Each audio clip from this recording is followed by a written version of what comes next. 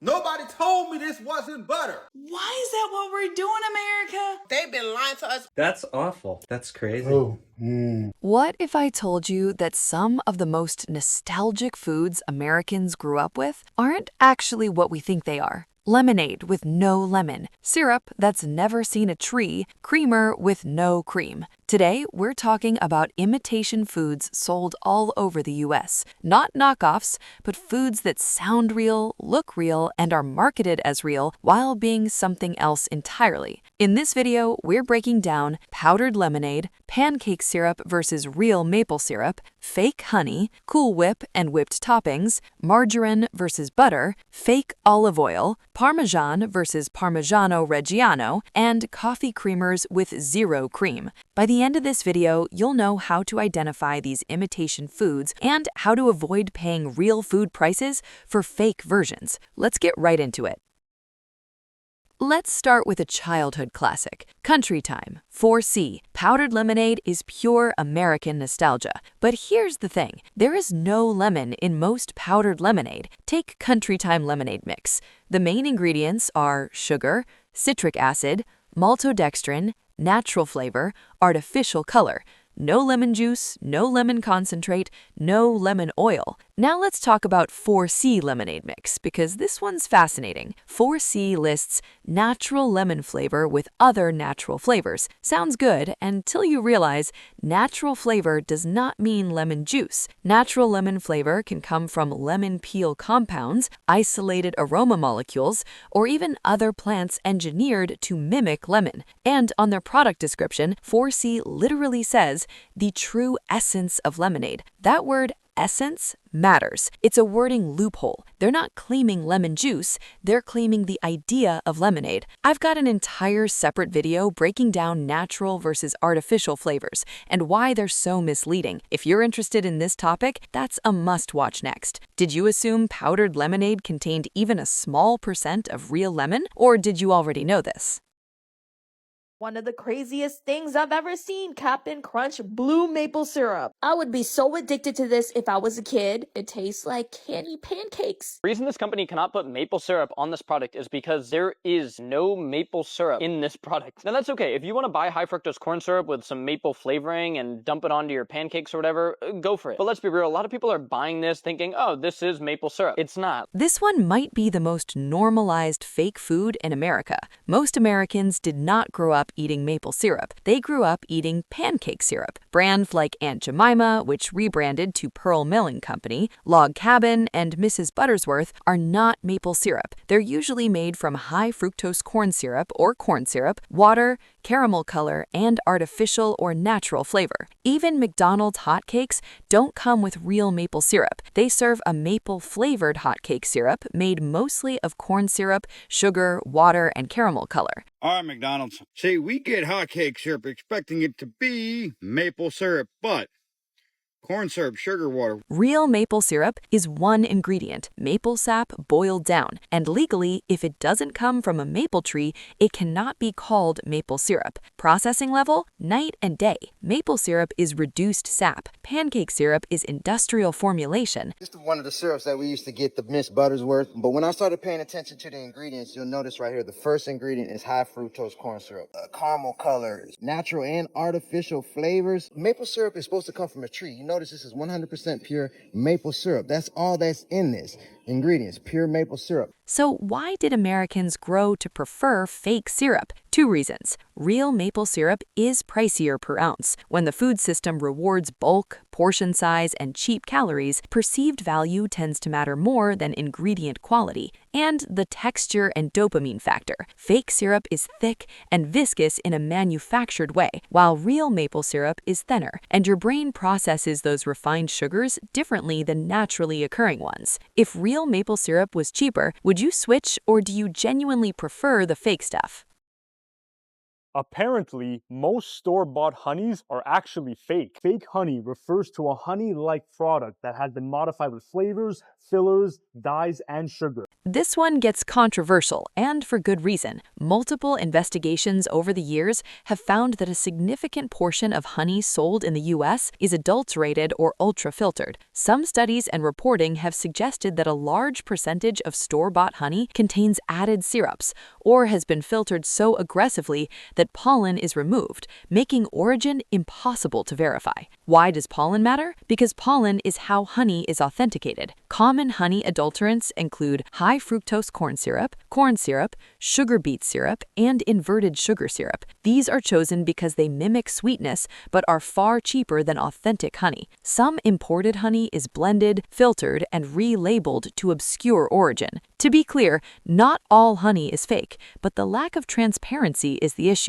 Real honey crystallizes, has enzymes, and contains trace pollen. Fake or adulterated honey stays perfectly liquid forever, tastes flat, and lacks natural variation. Do you trust grocery store honey, or do you actively seek local or raw honey? Cool Whip. Try it. It's the first modern topping with that good old-fashioned taste. What's this? Cool Whip. It's already whipped. Tastes marvelous. Lots less calories than whipped cream you make. I can't resist it. Oh.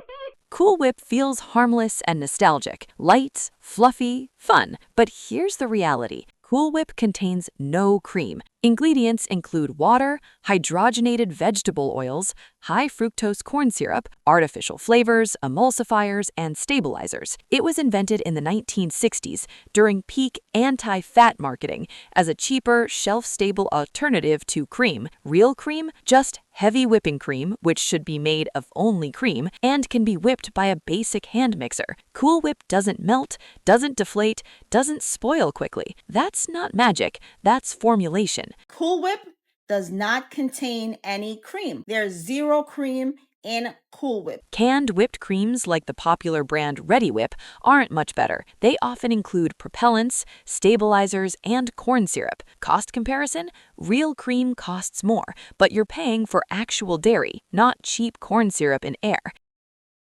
Is margarine the greatest and most successful nutritional con ever created? Raised me up, making me think that this was butter. Whole time, this is not butter. This is clearly vegetable oil. Vegetable oil. This is a bunch of mixed oils. Not butter at all. Not real butter. They've been lying to us our whole childhood. Listen, my whole childhood is a lie. Margarine didn't take over by accident. It was marketed as healthier, more modern, and better for your heart. In reality, margarine was designed as a cheap butter replacement. Butter is made from cream. Margarine is made from vegetable oil. Butter is very rich and deep in flavor. Margarine is very mild in taste. Made from vegetable oils and chemically altered in an attempt to behave like butter. Early margarine was so unnatural, it had to be dyed yellow to resemble butter. I am almost 26 years old and I just discovered butter. What I thought was butter was not butter. Being a child in the early 2000s, was raised in a household. People were afraid to consume fats. We ate the, I can't believe it's not butter, like the fake white stuff in the tub. I thought that was butter until I went to a restaurant and they brought out butter like this. Yellow butter. My life has changed and I only want butter. Butter? Cream plus salt. Margarine, oils, emulsifiers, flavorings. Margarine is largely made up of soybean oil, which isn't just a neutral fat. It's highly processed. That refining process often involves high heat and chemical treatments. Actually have a look at how butter is made and how margarine is made. Look at the difference. And leaves a product that's far removed from whole food. Diets heavy in refined vegetable oils like this have been linked in some studies to inflammation and other health concerns. Maturing is realizing this ain't real butter. Bluebonnet, Parcake, Imperial, that country crop, this ain't butter. It's nothing but vegetable oil. That's why we so unhealthy, y'all. Which is a big contrast to butter, where you're mostly getting fat in its unadulterated form. The margarine experiment proved that marketing can completely reshape public perception. Nobody has told me that this is not butter. This is vegetable oil. This is vegetable oil. This ain't butter. If you're still watching, hit subscribe and turn on notifications. Were you raised believing that margarine was the healthier option? 70 70% of olive oils in US supermarkets are adulterated with soybean oil, canola oil, sunflower oil, yada yada yada, cheap quality oil. Olive oil fraud is one of the most documented food issues in the world. Studies and investigations have found that many extra virgin olive oils are diluted, many are mixed with cheaper, heavily processed oils like soybean or canola, or mislabeled in origin and quality. Real extra virgin olive oil must meet strict acidity standards, be mechanically pressed, and pass sensory testing. Fake or diluted olive oil lacks flavor, oxidizes quickly, and loses health benefits. Why does this happen? Because real olive oil is expensive and enforcement is weak. Why care? When oils are diluted with cheaper vegetable oils, you lose the healthy fats, antioxidants, and flavor that make extra virgin olive oil worth paying for in the first place. Do you check harvest dates and origin, or just grab the cheapest bottle? I know this is super nostalgic from now on. Find this if you can. It will make a difference in your kitchen. Parmigiano Reggiano is protected by Italian law and strictly regulated, made in specific regions with specific methods. Parmesan in the US? A generic term. Many Parmesan products contain cellulose or powdered wood pulp, anti-caking agents, and mixed cheeses. Real Parmigiano needs refrigeration, crystallizes naturally, and has depth of flavor. A classic American example is craft-graded Parmesan in the green shaker. It's shelf-stable for months thanks to cellulose and preservatives that keep it from clumping. Convenient, sure, but it's highly processed compared to real Parmigiano Reggiano, which ages naturally with no additives. I've got another video comparing Italian versus US food quality and how to spot authentic cheeses. Watch that next if you want a deeper dive on this. Did you know Parmesan was so different in the US? So if this is your favorite, it's pretty much like you just poured this into your coffee. Why? Coffee Mate. What the hell is this? Caramel apple crisp tastes like plastic and regret. Coffee Mate is one of the most popular coffee creamers in America, and it contains no cream and no milk. It's made from corn syrup solids, vegetable oils, artificial and natural flavors, and emulsifiers. The flavors are wild: birthday cake, Pop-Tarts, Eggo waffles, but nutritionally, it's far removed from real cream. Have water, 315 grams of sugar, canola and soybean oil, micellar casein, mono and diglycerides, natural and artificial flavor, cellulose gum, dipotassium phosphate. If I were to rename this to what it actually is, I'd probably call it oil sugar water with a hint of cream. Real cream, milk fat plus vitamins. Creamer, sugar plus oil. I have an entire video on American coffee culture. Watch that next if you want to be shocked. So of course I freaked out when I saw the Coffee Mate had a Kit Kat flavor coffee cream. What's the wildest coffee creamer flavor you've ever seen? American food is engineered, reformulated, and legally redefined in ways most people were never taught to question. And once you start seeing it, you can't unsee it. If you want to make simple swaps, let's break down what to look for. Skip the lemonade powder mixes if you want real flavor. Even squeezing one lemon into water gives real acidity, aroma, and nutrients. No additives needed. Plus, you can better control how much sugar you choose to add. Look for 100% pure maple syrup with the Grade A label. Farmers markets and local co-ops are great for smaller bottles of authentic syrup. Check ingredients. If it lists corn syrup, high fructose corn syrup, or natural flavors, it's not real syrup. Go for honey that's labeled raw, unfiltered, or local. Local beekeepers' jars are often the purest, and you can taste the difference. Avoid anything blended with corn syrup or sugar. Skip the tubs and cans. Buy heavy whipping cream instead. Whip it at home. It's faster than you think and tastes fresher. Choose real butter, preferably grass-fed if possible. Check the ingredient list. It should just say cream